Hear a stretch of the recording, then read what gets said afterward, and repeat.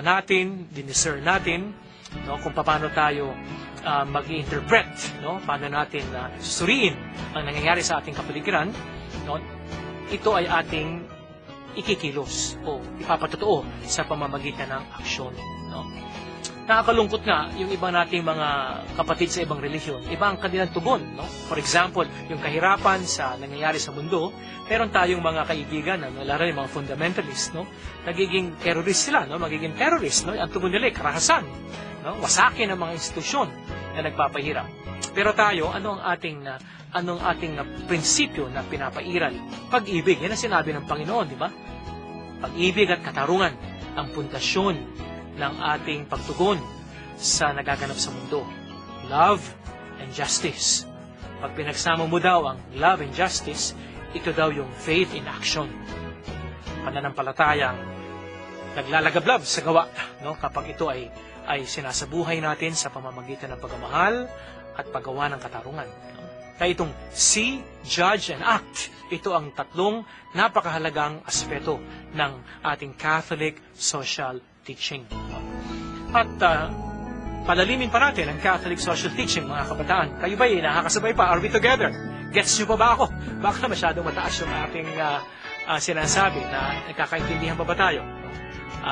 Gets na gets, ha? O sige, pagpapatuloy ko, no? So, merong mga tema ang Catholic social teaching na itinuturo ng ating simbahan, no? Siguro yung iba dito, alam na ninyo, pero maganda ulit-ulitin natin. Ito yung pito. Kaya tawag ko nga ay pito-pito, no?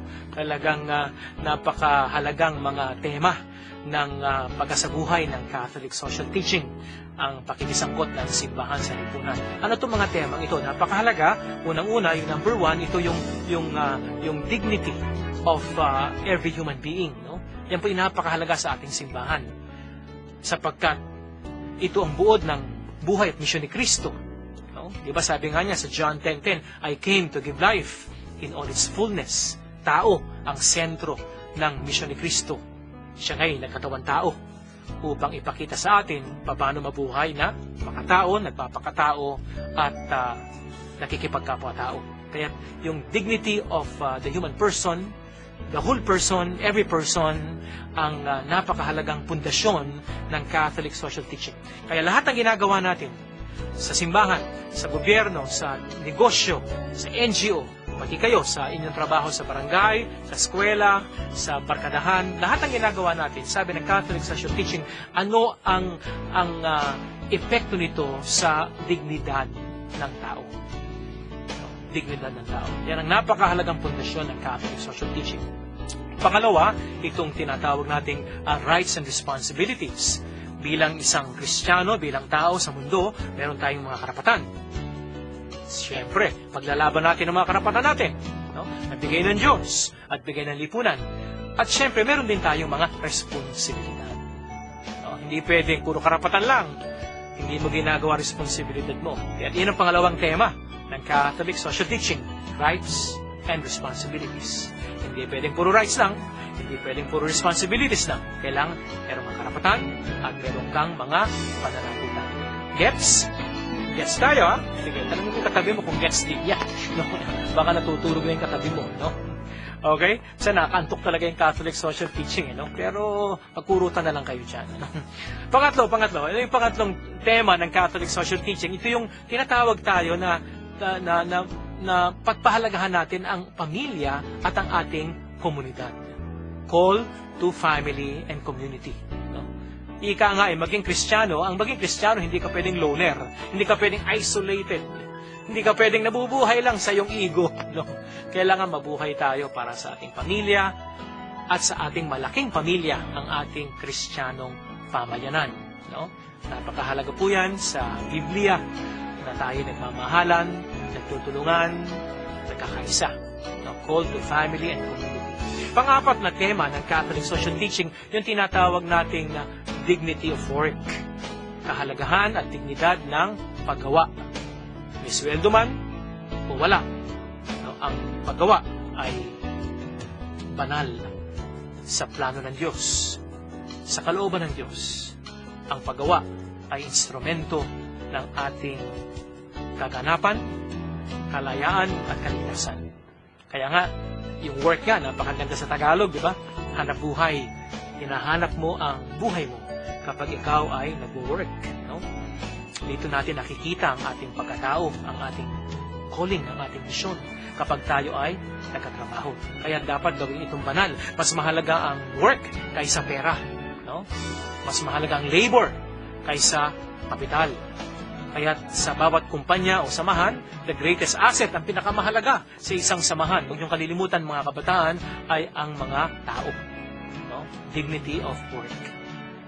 Ang susunod na tema, yung panlima na tinatawag natin, ay yung tinatawag na solidarity o common good. Mahalaga sa Catholic social teaching yan, na itinuturo sa atin bilang Kristiyano na importante yung kabutihan ng lahat. Hindi lang ng iilan. Yan na ang problema sa Pilipinas sa ating pamahalaan Kaya magulo ang ating bayan kasi yung mga namumuno, ang iniisip lang yung kabutihan ng iilan. Iilang kamag-anak o kabarkada at kasosyo sa negosyo. At hindi iniisip ang common good. Common good, kabutihan ng lahat. Kaya ikaw bilang isang servant leader, no, sana magkaroon ka ng social commitment sa common good. Yan ang buod ng ating pagkristyano. No? Palagi nating binibigyan ng prioridad ang kabutihan ng lahat. Lahat ng tao, buong tao, bawat tao. Ang pang-anim na Catholic social teaching na tema, yung tinatawag nating option for the poor. No?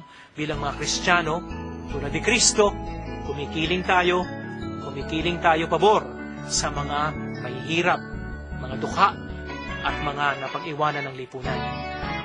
Kumakampi tayo sa kanila. Sapagkat palagi silang talo sa mundo. Sapagkat sa mundo, sa totoo lang, alam niyo naman yan, ang pinapansin lang ng mundo ay mayayaman. Obvious ba? Yung mga mapuputi, no? Kaya mahilig kayong magpuputi, no? Kasi yun ang pinapansin ng lipunan, no? Yung mga makikinis, mapuputi, at mga mayayaman. Kaya ang simbahan natin, tulad ni Kristo, tayo kumikiling, pumuporma, sumusuporta, bias tayo in favor of the poor. Option for the poor. No? At panghuli at pampito na Catholic social teaching, bago tayo matapos sa aspetong ito ng ating introduction sa Catholic social teaching, ito'y bago Dati hindi pa pinag-uusapan ito mga 100 years ago. Pero ngayon, talagang seryoso ang simbahan dito. Anong tema ito, mga kabataan? Yung care for God's creation.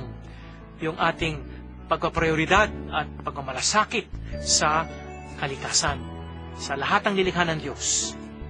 Mga hayop, halaman, tubig, natural resources, no, hangin. Alam po natin ang nangyayari ngayon sa kapaligiran. Ang kapalpakan, ang climate change ay epekto ng kasakiman, no, ng tao. Kaya kung ito ay ginawa ng tao, tayo rin ang lulutas nito. Sabi nga ng presidente ng Amerika dati, yung katolikong presidente, si John F. Kennedy, kapag ang problema ay ginawa ng tao, ang tao rin ang dapat magbigay ng solusyon. Care for God's creation. May karapatan din ang kalikasan na mabuhay. Ingatan natin, alagaan natin, ayusin natin ang ating kapaligiran. Simulan mo sa iyong barangay, simulan mo sa iyong purok. No? Huwag tayong magdumi. Maglinis tayo ng ating kapaligiran. Sabi nga, di ba? Cleanliness is next to godliness. So, mga kabataan, no? Mahaba na ba sinabi ko? Introduction pa lang yan. Patikim pa lang yan, no? Sa ating napakahalagang pagninilayan upang kayo ay tunay na lumabong. Sabi ko nga palagi, kapag tayo ay dumadalo at nakikinig ng ganitong mga panayam, tato ibig sabihin, di ba, no? To learn, to unlearn, and to relearn. No? Matuto, magtuwid, at maalala muli ang ating mga natutunan upang tumimo at maisabuhay natin.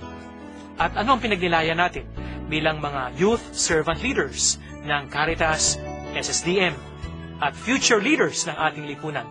Pinag-aralan natin ang Catholic social teaching, ang katuruan ng simbahan sa kanyang misyon sa lipunan.